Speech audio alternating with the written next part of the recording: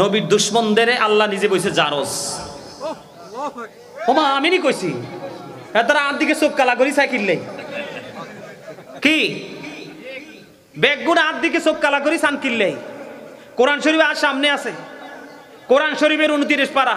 আপনার পছন্দের মৌলবীরে কালকে যে করবেন, কুমিল্লার একজন বক্তা আছে গাজী সুলাইমান আল কাদরি, তিনি বলেছেন কোরআন শরীফের 29 পারা কোট করে বলছি, সূরা কালাম, আল্লাহ রাব্বুল আলামিন বলতেছে ওয়া ইন্নাকা লাআলা খুলুকিন আযীম, ইউ আর গুড ক্যারেক্টার। আমার নবী উত্তম চরিত্রের অধিকারী। আর ওই ওয়ালিদ বিন মুগিরা কি বলল? আল্লাহ এজন্য বলছে ওয়ালিদ বিন মুগিরাকে 10টা গালি দিয়েছে। কয়টা? 10টা। কয়টা? 10 নাম্বারটা হলো বাস্টার্ড, জারজ। এবার বুঝছেন নি নবীর মর্যাদা কত? আপনাদেরকে আরেকটা তথ্য দিই, সূরা তাব্বাত ইয়াদা সূরা পড়েন না?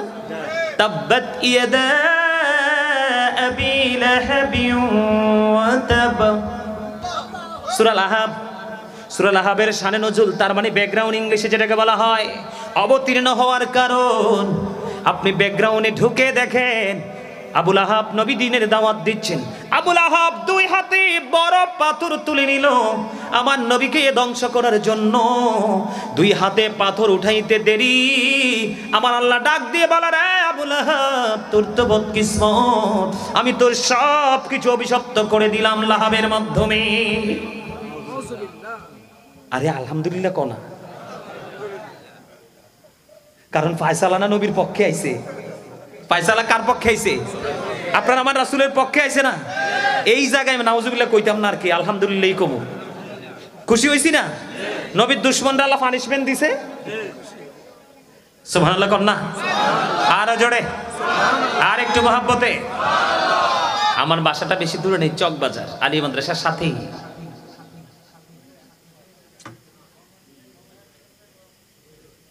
বন্ধু, আমি কোরআন হাদিসের বাইরে কোনো কথা বলার ইচ্ছা আমার নাই। কার পক্ষে যাবে কার এগেইনস্টে যাবে দেখার সুযোগ নাই।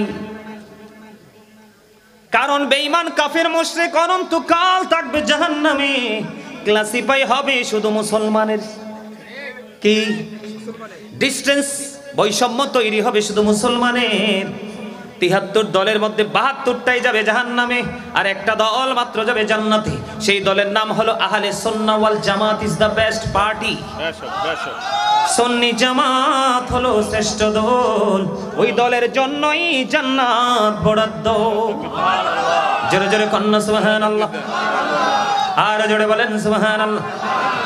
বন্ধুরে আমার, আমি আপনারা আমার দিকে তাকান। কোরআনের আয়াতগুলো তো পাইছেন, হাদিস শরীফও পাইছেন। যে নবীর অনুগত্য করলো না সেই অস্বীকারী বলছে কে? আমার নবীজি। কে বলেছেন? আরো জোরে বলেন, কে বলেছে? নবীজির কথা সত্য না মিথ্যা? আরো জোরে। তুমি দাঁড়াইছো, তুমি বসো না। আমি আবার আপনাদের কি বুখারী শরীফ থেকে কিছু হাদিস শরীফ শোনাবো। কোন জায়গা থেকে? বুখারী শরীফ থেকে বন্ধু। জাবির ইবনে আব্দুল্লাহ রাদিয়াল্লাহু তাআলা আনহু থেকে হাদিস খানা বর্ণিত। হাদিস খানা এসেছে বন্ধু বুখারী শরীফের মধ্যে। আমার নবী ডেকে ডেকে বললেন, কাব ইবনে আশরাফকে হত্যা করার মতো কে আছো? কেন গো কাব ইবনে আশরাফকে কেন হত্যা করতে হবে? কারণ সে আল্লাহ এবং আল্লাহর হাবিবকে কষ্ট দিয়েছে। জোরে জোরে আবার বল নাউজুবিল্লাহ। এটা বলতেছেন কে? আপনারা আমার প্রাণের নবী ডেকে ডেকে বলতেছেন, কাব ইবনে আশরাফকে হত্যা করার মতো কে আছো? মুহাম্মদ ইবনে মাসলামা দাঁড়ালেন, ইয়া রাসূলুল্লাহ, ইয়া হাবিবাল্লাহ, কাব ইবনে আশরাফকে হত্যা করতে হবে। আমার নবী বললেন, হ্যাঁ তাকে হত্যা করতে হবে। কেন গো নবী তাকে হত্যা করতে হবে? এবার আমার নবী জানিয়ে দিলেন তাকে হত্যা করতে হবে এই কারণে, কারণ সে আল্লাহ এবং আল্লাহর হাবিবকে কষ্ট দিয়েছে। মুহাম্মদ ইবনে মাসলামা কাব ইবনে আশরাফকে হত্যা করে আমার নবীর কাছে খবরটা জানিয়ে দিলেন।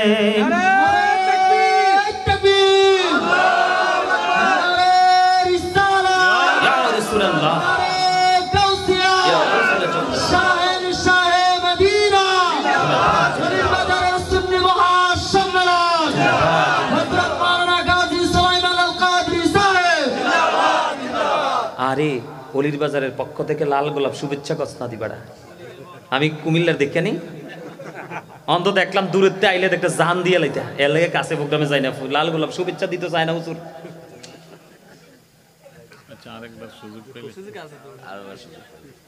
অপশন বলে আছে। এইবার কয়বার তাকবীর দিছে কমছে, একবার কইছিনি লাল গোলাপ শুভেচ্ছা। ফুল হচ্ছে ভালোবাসার প্রতীক। ঠিক। আপনাদের বডি থেকে ক্লান্তি দূর করার জন্য একটু হাসার জন্য কথাটা বলছি, অন্য কিছু নয়। হাসছেননি সবাই? কে কে হাসছেন হাত তোলেন তো।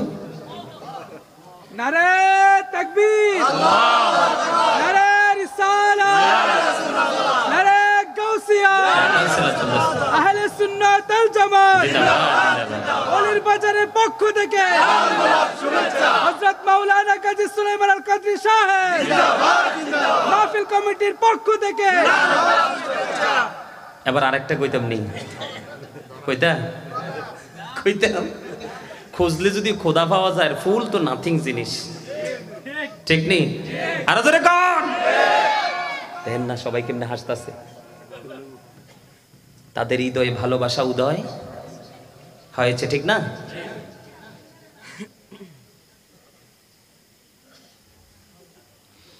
পাইলে নিরালাই গো নবী, পাইলে নিরালাই, পাইলে নিরালাই গো নবী, পাইলে নিরালাই, বলেন পাইলে নিরালাই গো নবী, পাইলে নিরালাই, বলেন পাইলে নিরালাই গো নবী, পাইলে নিরালাই।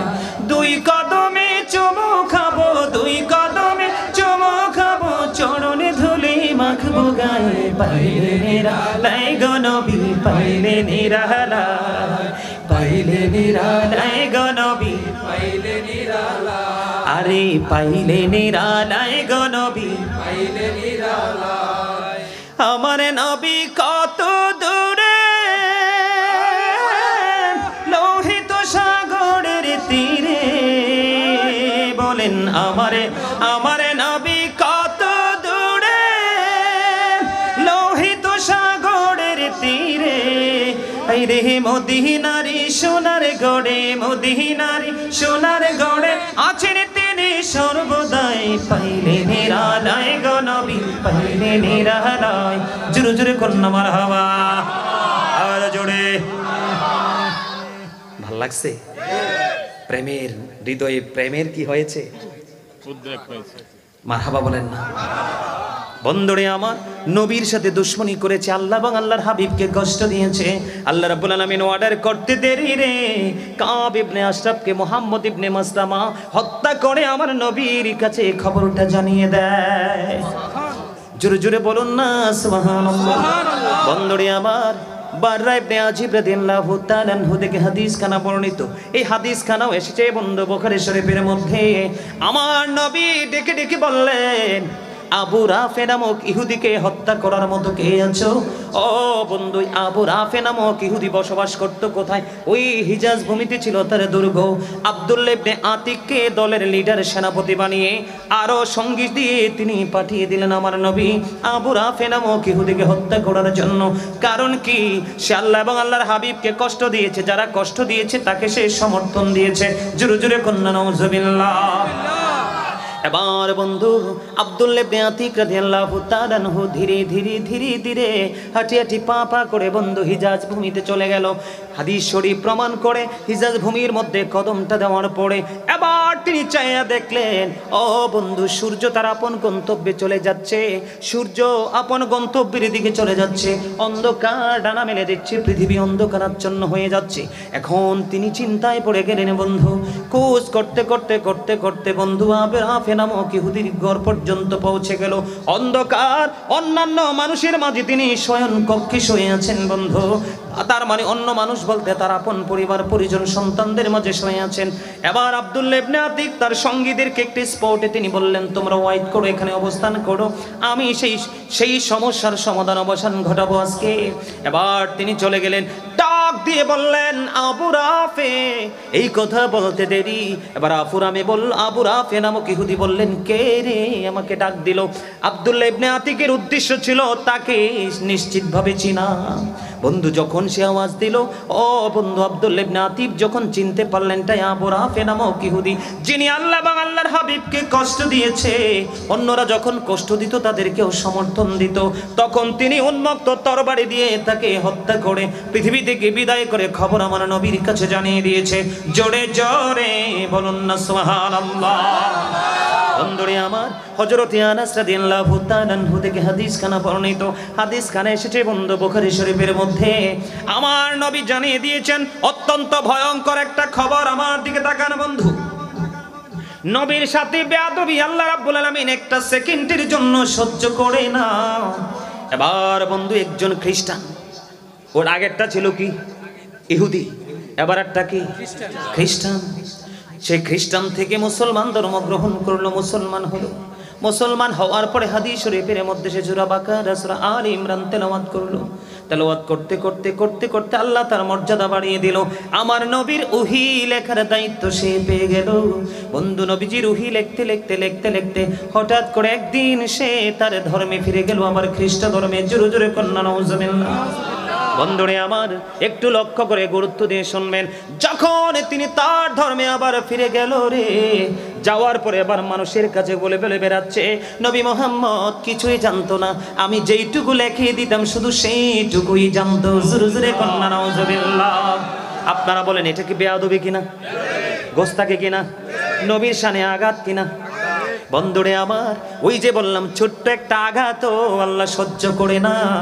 আল্লাহ রাব্বুল আলামিন যাকে অনেক বেশি মর্যাদা দিয়েছেন, যেটা সবার চাইতে আকাশচুম্বী, তার দলিল হলো ওয়ারাফা'না লাকা যিকরাক। জোরে জোরে কন্যা সুবহানাল্লাহ, আর জোরে বলুন না সুবহানাল্লাহ।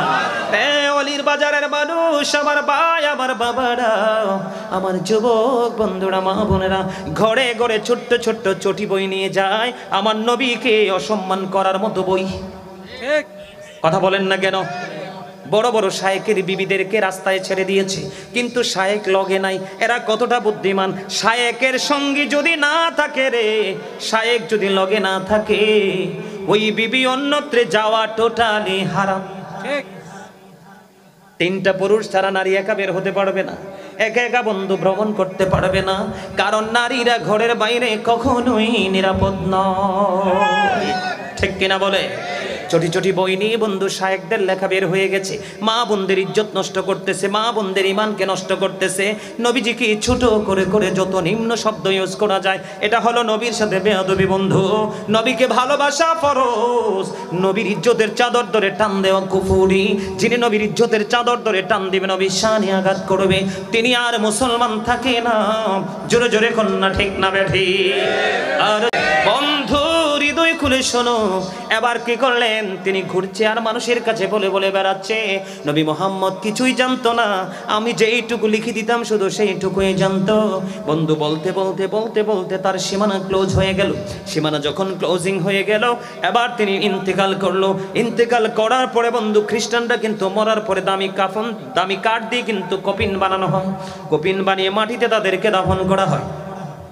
তখন তাকে দাফন করা হলো। দাফন করার পরে তার আপন স্বজনেরা চলে গেল। পরের দিন তাকে দেখতে আসলো যে তার কবরের মধ্যে কেমন আছে। দেখার জন্য যখন চলে গেল, যাইয়া দেখে মজার খবর, ওই মাটি, ওই খ্রিস্টানের লাশটা মাটির বাইরে ফেলে রেখেছে। আলহামদুলিল্লাহ, জোরে জোরে বলুন না আলহামদুলিল্লাহ। বন্ধু, তার মর্যাদা কত ছিল রে! নবীজির ওহী লিখতো। হাদিস কিন্তু বুখারী শরীফের আমার বানানো কোনো বাংলা বই থেকে নয় বন্ধু। এবার তার আপন স্বজনেরা পরের দিন যাইয়া দেখলেন তার লাশটা মাটির বাইরে পড়ে আছে। এবার তার সঙ্গীরা বলছে এটা পৃথিবীর অন্য কোনো মানুষের কাজ নয়, এটা নবী মুহাম্মদ এবং তার সঙ্গীর কাজ। নাউজুবিল্লাহ বলেন না? এবার তারা এই চিন্তা করে তার কবরটাকে বন্ধু আরো বেশি গভীর করে খনন করলো। আরো বেশি গভীর করে খনন করার পরে বন্ধু আজকে তাকে দাফন করে গেলেন। দিন চলে গেল, রাত্র হলো। রাত্র যখন ফুরিয়ে গেল, পরের দিন সকালবেলা আবার যাইয়া দেখে তার লাশটা আবারও মাটির বাইরে। আলহামদুলিল্লাহ বলেন। 2 দিন, কয়দিন চলে গেল? একে কি 2 দিন বন্ধু চলে গেল। দ্বিতীয় দিন চলে যাওয়ার পরে বন্ধু তৃতীয় দিন, ওই গতকালকের মতো আজকেও তারা মন্তব্য শুরু করলো। তৃতীয় দিন আবার কি করলো? আরো অনেক বেশি কবরটাকে গভীর করে খনন করলো। খনন করার করে পরে বন্ধু তার লাশটাকে কবরের মধ্যে রেখে তারা চলে গেল। তৃতীয় দিন এসে দেখে রে তার লাশটা আবারও মাটির বাইরে পড়ে আছে। এবার ওই খ্রিস্টানদের টনক নড়েছে। অন্য কোনো বিষয় রে, এটা কখনো কোনো মানুষের কাজ হতে পারে না, এটার মধ্যে অন্য কোনো রহস্য লুকায়িত আছে। রহস্যটা হলো বন্ধু, আমার নবীর সাথে বেয়াদবি। বন্ধু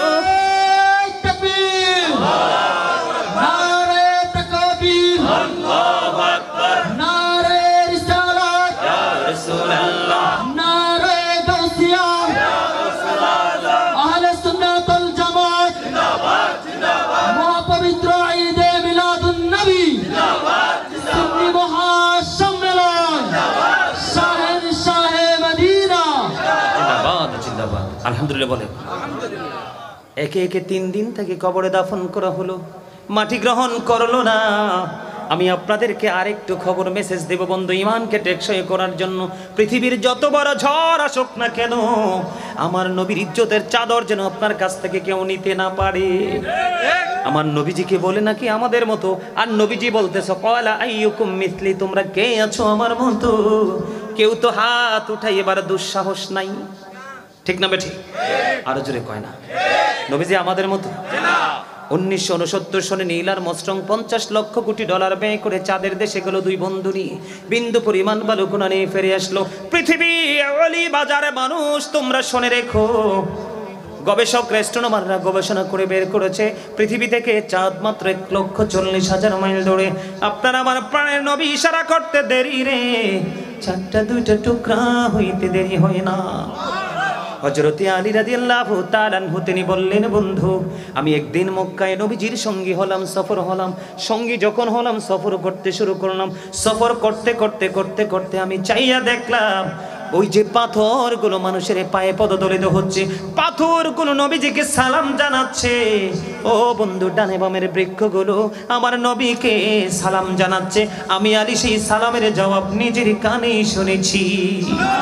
জোরে জোরে কন্যা সুবহানাল্লাহ, আরো জোরে বলুন না সুবহানাল্লাহ। আরেকটা মুহাম্মদে তাবর কাছে, আচ্ছা ঠিক আছে, আমার কথা কি আপনারা বুঝেন? আরো জোরে আমার দিকে তাকান। আমি আপনাদেরকে বলে বন্দি 557 সনের খবর, 557 খ্রিস্টাব্দে যে ঘটনা ঘটলো। আমি আপনাদেরকে আরেকটা গুরুত্বপূর্ণ মেসেজ দিচ্ছি। নবীর প্রেমিকেরা ঈমানকে মজবুত করার জন্য আল্লাহর হাবিবের সাথে বেয়াদবি করলে অ্যাকশন নেকে। আরো জোরে কন্যা।